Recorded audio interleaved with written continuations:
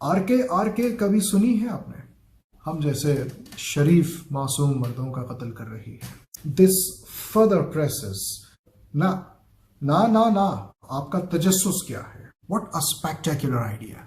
आप देखना क्या चाहते हो? रंज से मामूर, वेरी कॉन्टेम्पलेटिव, वो कुछ डिफरेंट करना चाहते हो। डैमनेशन, क़िबला क़िबला क़िबला।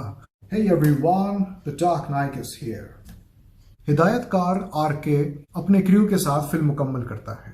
फिल्म की शूटिंग मुकम्मल होने के बाद आपको पता है कि फिल्म जाती है एडिटिंग के लिए for the final cut. Editing के वक्त पता चलता है कि फिल्म का जो लीडिंग रोल है महबूब आलम, प्लेड बाय आरके हिमसेल्फ, वो फिल्म की रिकॉर्डिंग से गायब है।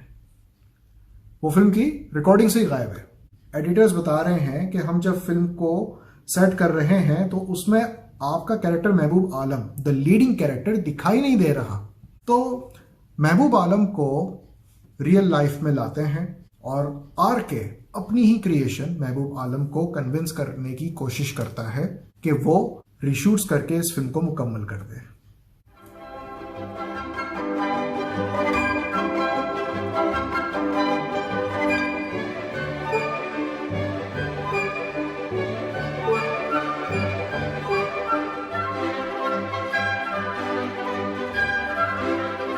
बॉलीवुड आम नाजरीन के लिए बहुत प्रिडिक्टेबल है। आपको 100 में से 80 या 90 फिल्में एक जैसी देखने को मिलती हैं, same aesthetics, almost same story.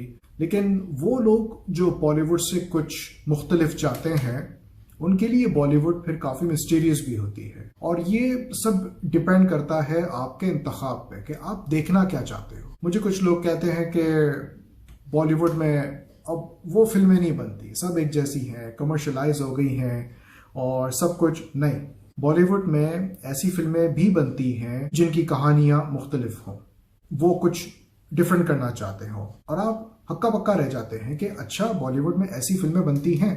So it all depends कि आप देखना क्या चाह रहे हो, आपका तजस्सुस क्या है।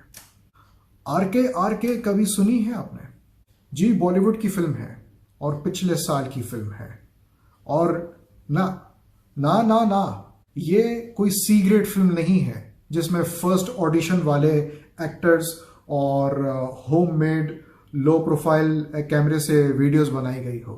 इस फिल्म की कास्टिंग रजत कपूर, मल्लिका शेरावत, मानू ऋषि चड्डा, कुबरा सेठ और रणवीर शोरे हैं। मेरी इस फिल्म में दिलचस्पी इसलिए बढ़ी क्योंकि एक तो ट्रेलर देखने के बाद लग रहा था कि हाँ यार, ये कुछ कहानी कुछ डिफरेंट है, कुछ नया देखने को मिल रहा है। और दूसरा, फिल्म का हिदायतकार है रजत कपूर। मुझे रजत कपूर का डायरेक्शनल स्टाइल पसंद है क्योंकि उसकी फिल्मों में जो ब्लैक कॉमेडी होती है वो ज़रा डिफरेंट होती है। आपको मज़ा आता है देखने में कि यार कुछ डिफरेंट उठा कर लाए हैं। मुझे कोई इल्म नहीं कि ये जो कहानी है ये ओरिजिनल है या ये कहीं से कॉपी है, लेकिन अगर ये ओरिजिनल है, what a spectacular idea. Film के पहले हाफ में प्लॉट के डायनामिक्स सेट होते हैं। एक अजब दुनिया जहां पे असली इंसान ख्याली किरदारों के वजूद को देखते हैं, उनसे हम कलाम होते हैं, उनसे बहस करते हैं। Second half unfortunately bores me. The reason is that things do not pace up towards the conclusion. उसकी वजह क्या है? रजत कपूर ने हमको फर्स्ट हाफ में पहले घंटे में अपनी इस कहानी की डेवलपमेंट से सरप्राइज तो किया, लेकिन जब चीज़ें सेट होने लगी, when dust becomes to settle, फिर आती है बात कंटिन्यूटी की, फिर आती है बात बिजनेस एंड की कि आप उस चीज़ को जिससे आपने हमको इम्प्रेस किया है, आप हमें मजीद इम्प्रेस करोगे कैसे उस कंटिन्यूटी में। वो कंटिन्यूटी की जो लाइन है ना, वो जो कच्चे धागे हैं वो कच्चे रह गए, उसमें आप बोर हो जाओगे, मैं आपको गारंटी से कहता हूँ। Story in the second half was not at all growing और moving anywhere for some time. But generally speaking, मुझे ये बताना है कि इस फिल्म को देखने के बाद मेरा क्या ओपिनियन है एज अ क्रिटिक, तो मैं ये कहूँगा कि ये एक आर्टिस्टिक फिल्म है जिसको आपने एक आर्टिस्ट की तरह देखना है। ये आम लोगों के बस की बात नहीं है। आम लोग कहेंगे कि ये क्या है भाई, फिक्शनल कैरेक्टर्स जो है वो रियल लाइफ में आ रहे हैं, ऐसा कैसे होता है। इस फिल्म को आपने आर्टिस्ट की तरह देखना है, एक पेंटर की तरह देखना है, एक तारीखदान की तरह या एक दानिश्वर की तरह देखना है। आप इस फिल्म से बहुत से नजरियात बना सकते हैं. One can take Mahboob Alam as a metaphor or RKay in state of imagination. Perhaps the whole story was a made-up to assume that if Mahboob Alam was actually RKay himself, who was in love with the character of Gulabo. अगर आप notice करें, सीमा RKay की बीवी, वो उससे पूछती है तुम ये फिल्म बना क्यों रहे हो? मतलब उसका इस फिल्म में इंटरेस्ट नहीं है, but he is still willing to go for it. Plus, Seema is sympathetic with Mahboob Alam. Why?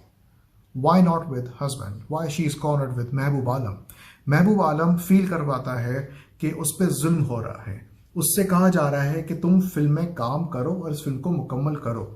RKay कहता है कि मैंने तुमको जन्म दिया है. You have to complete the film. तुम्हारी मर्जी नहीं चलेगी. So Seema is sympathetic with Mahboob Alam. Editing room में स्क्रीन राइटर RKay को कहता है कि आपको इस फिल्म में काम करना नहीं चाहिए था. What an insult. This further presses why RKay was so firm to play the lead in his own direction. Why? उसे कुछ दफा फिल्म में दिखाया भी है कि वो फिल्म क्लिप्स में गुलाबो के किरदार से हम कलाम होता है. और गुलाबो के लिए उसने नेहा को क्यों चुना? नेहा से अच्छी अच्छी उम्मीदवार ऑडिशंस में मौजूद थी. नेहा तो इतनी बेवकूफ़ है, शी इज़ सो डम, कि जब शूटिंग के वक्त स्क्रीन राइटर उसको कहता है कि महबूब आलम बोलो और वो गलती से 2 दफ़ा बोलता है, तो वो भी मैडम जो है गलती से 2 दफ़ा बोलती है. She is that dumb. So why did RKay pick Neha over all potential candidates? क्या Neha is the real Gulabo? The film has a lot of artistic appeal and thoughtful creativity. I like that opening sequence of various Mahboob Alams opening and closing most of the doors in that colorful shot. It was giving me some noir feeling. मुझे नहीं पता आप लोगों ने ये चीज़ note की या नहीं की, लेकिन मैंने एक चीज़ नोट की है about महबूब आलम कि बहुत से मनाज़र में he was enlightened. Perhaps he was the reflection of hope towards RKay, or maybe he was dramatized as an angel or a spirit. Mahboob Alam had everyone's attention and was naturally keeping happy, besides RKay himself. One of Seema's friends in the party admits to her that ये जो महबूब आलम है, ये तुम्हारे वाले RKay से बहुत बेहतर है. This further presses that RKay was a sad husband. वो एक अफसरदा शौहर था, एक गमगीन शौहर था, रंज से मामूर, जिसकी सीमा उसकी गुलाबो नहीं थी, but someone in the past or maybe in his utopia. तो फिर उसने क्या किया? उसने महबूब आलम को जन्म दिया जो गुलाबो की तारीफ कर सके, but gets frustrated when his own creation enters his house and wins everyone. Besides RKay himself. Closing remarks. Technical aspects बेहतरीन हैं. Film definitely have upper hand in costume designing and production designing. Screenplay कमजोर है. जैसा कि मैंने कहा, जो excitement थी पहले घंटे में जब हमें स्टोरी पता चली कि एग्जैक्टली क्या होना है इस फिल्म में, उसके बाद जो कंटिन्यू किया है वो development it's not that convincing. Second half में literally RKay is trying to convince Mehboob Alam, please आ जाओ, रीशूट्स कर लो, फिल्म मुकम्मल कर लो, and we are also waiting कि ये फिल्म कब कंप्लीट होगी. बट डायलॉग्स बहुत अच्छे हैं, very natural, very thoughtful. Specially महबूब आलम के कैरेक्टर के जो भी डायलॉग्स हैं वो सुनने वाले डायलॉग्स हैं, वेरी कॉन्टेम्पलेटिव. परफॉर्मेंसेस औसत दर्जे की हैं. मुझे नहीं लगता कि एक्टर्स परफॉर्मेंसेस को लेकर सीरियस थे. किसी हद तक कह सकते हैं रजत कपूर ने अपनी जगह पे काम अच्छा किया. ख़ास तौर पे महबूब आलम का जो कैरेक्टर है उसके मुंह से उर्दू सुन के बहुत अच्छा लग रहा था.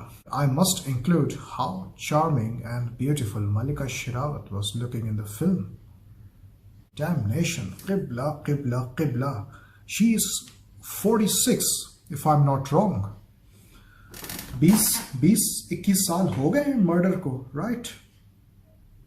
Jesus, she is still murdering. आज भी हम जैसे शरीफ मासूम मर्दों का कत्ल कर रही है. RKay is a thoughtful film with a lot of philosophy, wit and humor involved. Had the second half equated the first half, would have been one of the best films of 2022. Sadly, that never happened. I'm Sami Naik.